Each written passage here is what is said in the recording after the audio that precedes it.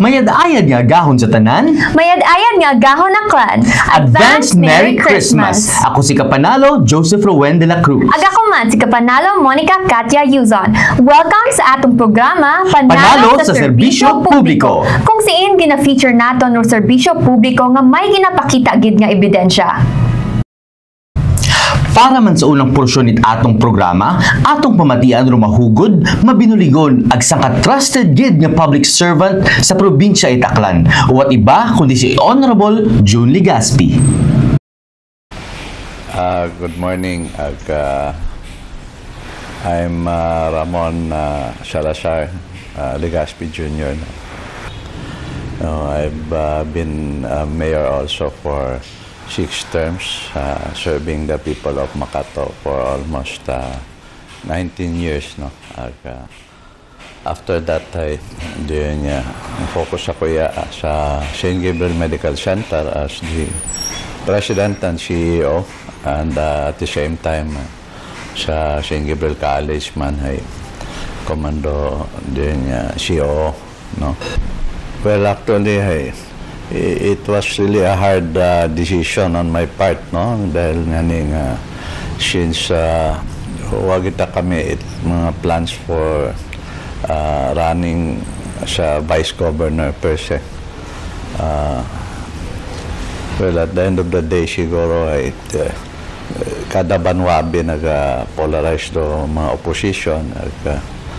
They also wanted me to be on board, no, mag-direct grupo sa province, no. But ko nga since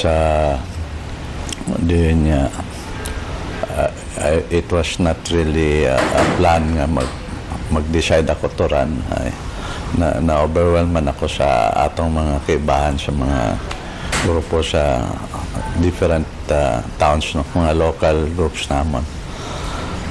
Part of it man ay of course, med man doon nga may choice taro tao, no?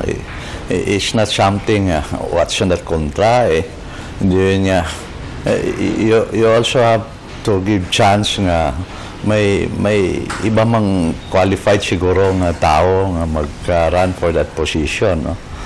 So, among so many things doon nga at the end of the day siguro mga a week before the filing, that was the only time gid nga nagdesisyon na mong pamilya. Siyempre, bukod magmag desisyon kang magdinayagan kang kung wakat supported pamilya. Well, actually, si Kong Ted, no? Si Manong Ted Haresco din niya. Just like masisiin siguro nga situation. Some time ago, magkibahan man kami. Then naging opposition man kami, even last election di mo kung kamit magkaibahan, siguro wa man gid permi sa politika, no. Kung sa personality ni Kong Ted last election, nakita man namong medmandana nga mga programa, no, sa mga infra, sa mga programa sa tao. So during last election, wow, that active nga. Ako, I can speak for myself, no? Mag-inusip at mga kontra nanda or mag-set up it line up to fight the incumbent. So, this time around siguro yan do sitwasyon dahil nakita manamon nga on his last term, I think he should be given the chance to continue tanan nga ginbuhatan, no? Ano pag-idabero ito ganit anang kasumpong basically ito siyang datanan, no. Well, it's my opinion kung doon niya tawan mo lak respeto o siya yung katawo nga nag-obra man mayad siya diyaman do anang performance what is one term, no. Once upon a time doon ay ginpanipuslan mananda, no. Ginsakyan mananda. I mean, they exploit people. Siguro this time around choice mata ni Joben to run against Kong Ted, but comparative abi masabo tanaro serbisyo sa tao ni Kong Ted. Di niya buka makita singan nga passive, no. Even sa private sector, we see programs that benefits the community, mga pinamilya, no. So doon daw si Joben for the past pilang decade, medyo ay batyagiron it probinsya nga kaanon, and now hindi ko abi maintindihan, but that's something personal kanang daywa, no. But of course then we wanted also to have a continued program that really enhance the life it atong mga pamuyo. Buko niya mang it sa mga baba or lip service, or not only during election, no? Siyempre, Roy Babi nga rong grupo ay kung may eleksyon ay medyo manami, no? After election nyo tayo kaduwa ito sanda. I think that's one of the big difference between the two politicians, no? So this time around, people will judge them, no? We're confident nga din niya sa mga programs ni Kongted, din niya magdawag tagahapon mo. That is really I can really feel it dahil ramo naming grupo nga iya siya idayom. Mauyang kami kato dahil because of lack of a bit of support, no. But as it is, ay din niya well in place gihapon do opposition plus do mga nag-consolidate pa nga mga grupo ni Kongted. That's a big factor, no. Hindi kating kasinghan nga iya sa west side ay gadaw ta si Joben. Kung mga wa siguro kontra o ayang-ayang ro kontra ay given doon, no. Hey, this time around even in Bahaya, I don't think nga they will get the same result, no. Dahil even in Ibahay, halos tanan do baryo to, may mga infrastructure si Kongted, no. It's not just infrastructure. It doesn't stop there, no. Yung mga programa sa mga inunga, may mga programa sa mga ginikanan, may mga bulig sa tao. Hey, doon doon sa piyak. In spite of that, they are all incumbents si Bayo, mayor and governor and so forth for so many decades. So we put things in its perspective. Reality will tell you is not how strong you are, but it's how big the benefits of the people receive, no. It outweighs beyond boundaries of mga political groupings. Pero importante abi tao may eleksyon, nagwat eleksyon may nababaton, benefited ng mga kakabulig sa andang mga pangabuhian, may mga kooperatiba nga may mga programa. So among others maubos siya raton nga ng tiyempo. I could not really detail what Congressman Ted have done. Kung nahimo na kato, so much more makaron. Why not? Well, siguro sa public servant din especially rin election abo man lang gusto, no. But we're talking of something abo na buhatan, and that's how things should be done. Why? Wa man katunan day kubraharon. So haman makaron ano pagid-abi, ano ring ginabalikan. You've been there. You declared nga retire kayo. At the end of the day, do you think nga may imo pa nga moral ascendancy nga magbalik ko man nga maski imo kampon nga nakapakita man it medayad nga mga accomplishment. So well, choice mo mata kung naila ka mating mag-run, pero for me Congressman Ted Harris ko deserves to win the last term na. I think pareho takana ron. It's also something din palangay mo tao. That's the long and short karon. Well, simple malang mensahe, no. Actually, we deserve best, no. It's not something better dahil din nakita man natin yung programa. It's not only sa West, no. Actually, maski sa East side, iabog hapon ng mga program magsuporta ni Kong Ted, no. Nga even nga may congressman matakita sa pihak. But you would see nga, anang passion for programs and services doesn't end sa west side of the district, no. Then, well, siguro abo mang mga testimony sa mga taong habuligan na. So, what more could we ask for, no? We can only work hard nga magdawgin mo ag maging progresibo pagidro aton nga probinsya Taklan. So, in terms man sa amon nga pagpaninguha ay we want people to have choice, no, on my part. Din medyo bulok man nga water contract, no. It's not really something nga kailangan nga matawan gid it focus man, no. Dahil siyempre there will always be room for an improvement. Well, for Kong Ted, what more could we ask for, no? We just work hard for your victory and the victory of the people of Aklan. Kung magdawag si Kong Ted, ay bukod at si Kong Ted do kadawag pero pamuo yung Aklanon. That is how we see it nga. Even sa akong side, I'm not running for myself, no? Unlike sa ibang ang politiko, they just run for their own personal thing. Then what? This time around, I think people already have realized this. The victory for Kong Ted is victory for pamuyong Aklanon.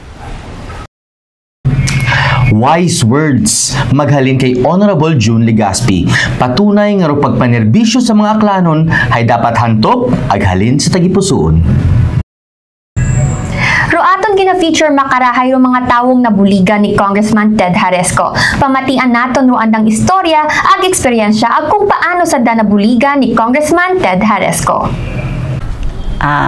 Ako is the wife of Raymundo Kawaling. We are from Barangay Buswang Old, Kalibo, Aklan.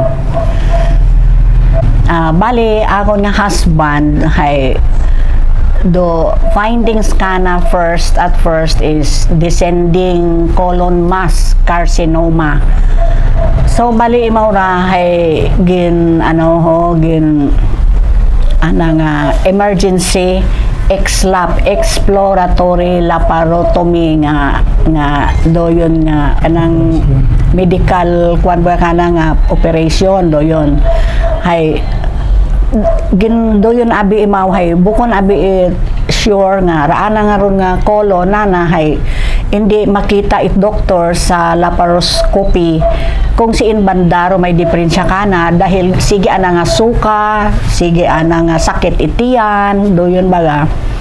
So during the operation, ito nakita nga datong descending na nga colon mass na nga to gakipot so tagalira atong colon bali imaw ngali nga pag ano kana it process nga gin laparoscopy imaw in what nakasugod ron nga gadget sa entire na naton nga colon mao gin immediate imaw nga operation insigida nagaano man kami ron alas 12 abing or to adlaw it's Sunday imaw gin laparoscopy tapos right then sa gabi nga ron i-prepare siya for an emergency operation so it lasted for mga 4 hours ang ana nga operation nagstay kami sa ICU for 3 days doyon. And sa the total hospital namon nga stay is almost 22 days kami sa hospital. Tapos ito sa during the time nga nag-recover imaw ay mahina. Tapos there are times na problema ra nga colon nga what ay mo ga discharge. Dahil anang gusto it doktor hay anang colostomy bag dapat hay gahabok kuno nga kun sa aton nga regular naton nga kuan hay gautot kita de siyempre may operation the usual nga operation hay basta mag-utot yun ikaw karon hay okay yun aron hay wa ta ga flat ra anang do yung colostomy bag tapos hay wa at discharge for mga more than 2 days ginpainom imaw it laxative para para makagawa ay kung hindi ko nura to mag effect ay ma-undergo matay mo it another reoperation lo yun ag nag-amat-amat yun nga bisan kakaon imaw hay ro yun nga nagaano gihapon hindi baga ngaron imaw nagamaga ngaron ay nagwa kami tapos nagbalik ko man kami sa hospital after a few hours here nabalik ko man kami sa hospital ngayon ana nga history una bes kami gid ana hay may alaala gid kami gagang-agang kami mag-approach ina hay dahil it's because iya tabi kami nga side ag personal namon nga mabulig kana hay nag-alaala man kami nga ay ayhan buligan na kami makaron hay true man sa mga kilaga sa ana nga brother hay nagsuggest nga ma-approach ito hay hambang man nagbisan sa hospital nga mga social services nga mga kibahan namon ay nagaano man sanda nga gabulig man amana you should try do yon hay do yon nag-approach kami ito and wa man nag-alaala nga do yon nga nagbulig insigida tapos na ano pa amon nga mga bills nga iba dayon nga na fully paid kami dahil kung ano ra among balanse nagano man si Gerald nga at least nga imaw kamo na bahala sa staff na sa opisina ni ko nga i-shoulder datong amon nga remaining balance aga masami kami abo karon sa doyon nga kuan nga bisan iyata kami sa pihak nga side hay at least na extend aro ana nga nabuligan ba kami ngaron bukon yang itina sa pihak nga side nga sa western side abimana ay bukon lang doyon nga sa matuod ang Bagatagon hay nadaya ko gid si Congressman Ted Harisco on the best waman kami nga kilala ka na personal although kilala namon imaw because he's the incumbent congressman in the western part of Aklan. Nag-approach kami kana ambay kang asawa nagaduha-duha kami hay pero akong gintinguhaan naton nga ma-approach imaw pero akong pagdayaw kana wag gitagagi imo magbalibad anang hambag hay naya nga koto nga habilin nga hindi namon mabayaran hay anagid nga sabton do yung gidara ako nga ginundayaw kana down to earth gidara ng pagbulig hindi nga mang sa bukon kami taga western maski taga eastern hay eastern anagid kami gin at least buligan kapasalamat gid kami tabo kabaho gid ang bulig ra kamon kay kong Ted kabay nga ri imo nga padayon nga pagbulig sa atong isig katawo ay una gyapon sa imong tagipuso salamat gid nga abo kong Ted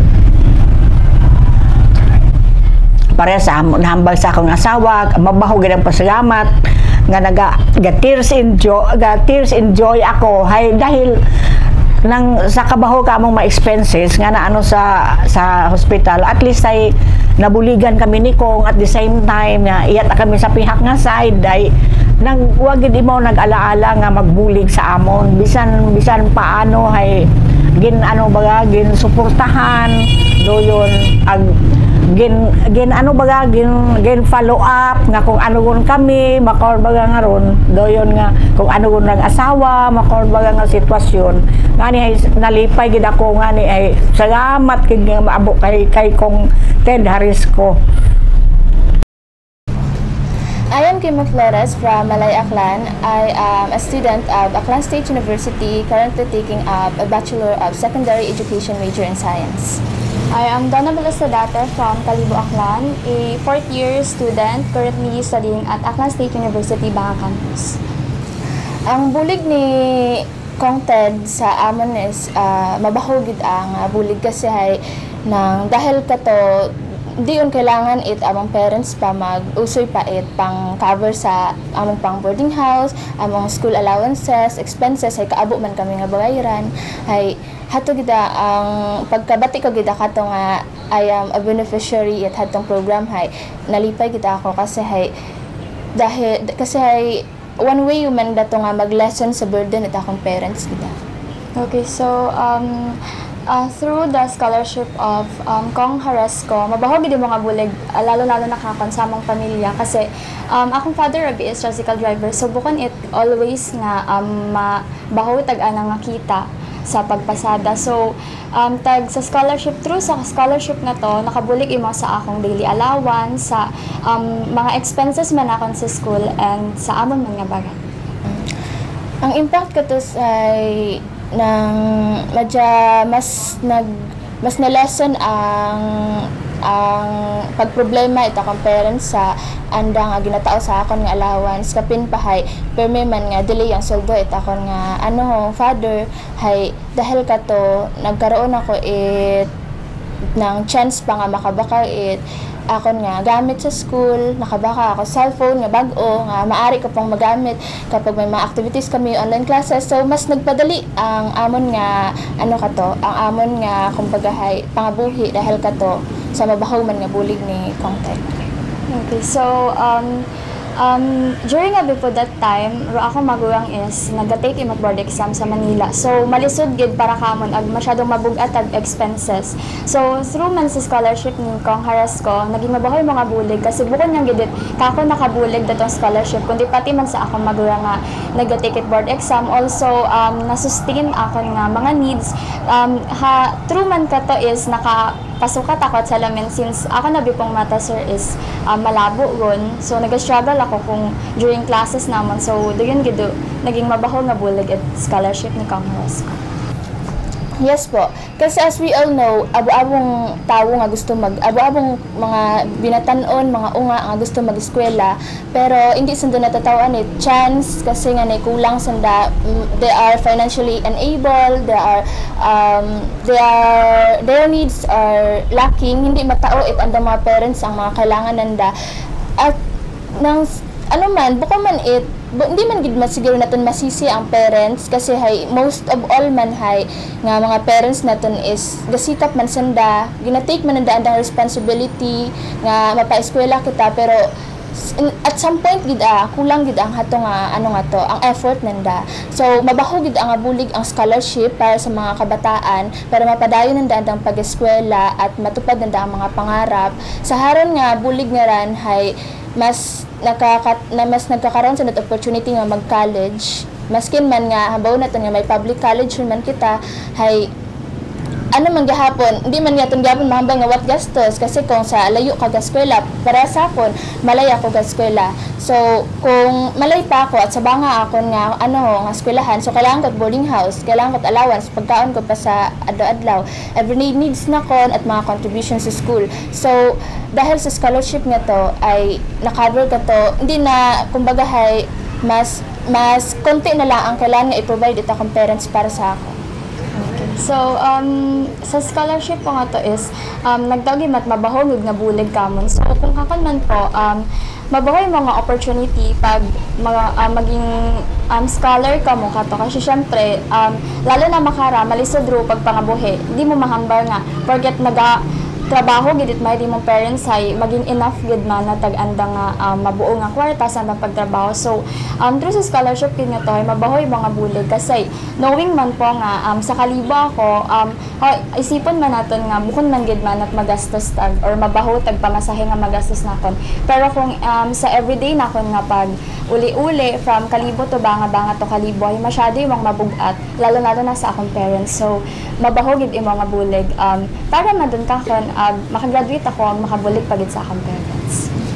And si Kong Ted as a person is sayod na kon nga ano imaw, adyawa imat kinapili. Kasi hay ginabuligan na natanan. Mas buko na nga niit ka distrito or ka ano, hay ginabuligan na. So as a person gid si Kong Ted hay sayod na kon nga may dedication kita imaw at support sa ana nga nasasakupan. Nga maskin nga wala nagboto sa ana man siguro datong tao nga tayo ginabuligan gapon na. And I know nga haran nga dedication ni Kong Ted hay mas ma-spark pagid it mas progressive nga community para sa tanan. Okay, so for me po, yung first impression ko talaga kay Congressman Haresco is very approachable imaw. The way imaw istorya sa tao, bukon imaw it like parang pakitang tao ang mana kasi politician imaw.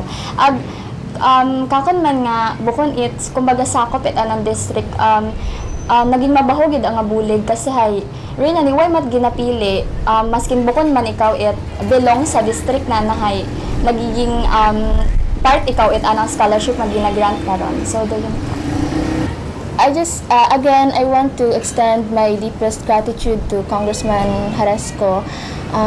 I am very thankful na nakasulod ako sa scholarship nga ginpangunahan it anang opisina. And ang masasabi ko lang is patuloy pa nga magbulig sa mga tao, patuloy sa pagtao it progress para sa community, para sa tanan, at magpadayon pa nga magserbisyo it tapat at totoo para sa tanang tao.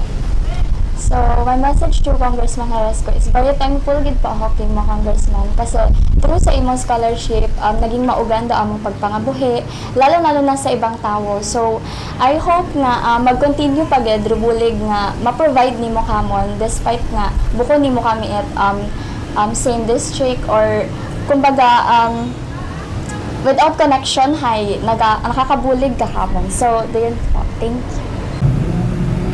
Nabatian naton kung gaano kabahol nga bulig si Congressman Ted Haresco sa kabuhi at mga estudyante nga beneficiaryo it anang scholarship. Kahit papaano, mapaugan rob mga balayran it sang ka-estudyante sa anang pag-eskwela. Si Congressman Ted Haresco, kaibahan man sa Congressman Erwin Tulfo ag Congressman Ed Vickiap, it-act CIS party list, ay madinagag-on nga nagpatigayon itupad payout sa Tangalan Sports Complex. Raya ay halimbawa gamang itpadayon nga pagkaguyod at serbisyong may malasakit para sa tanan nga aklanon. Sa piyak nga bahin, si Congressman Chodorico Ted Haresco, kaibahan man si President Bongbong Marcos, Speaker Martin Romualdez, ang iba pa nga mga legislators, ay naging presente sa pagpatupad tatlong importanteng mga layi. Raya hayro, amendments to the Agricultural Tarification Act o kon RA number 12078, the Value Added Tax Refund for Non-Resident Tourists o kon RA number 12079, Agro-Basic Mental Health and Well-Being Promotion Act o kon RA number 12080. Raya mga layi ay ga-prioritize ita agricultural growth, tourism development, ag mental health awareness sa mga eskwelahan. Gabulig sa tanan para makaagom itman nami nga kinabukasan.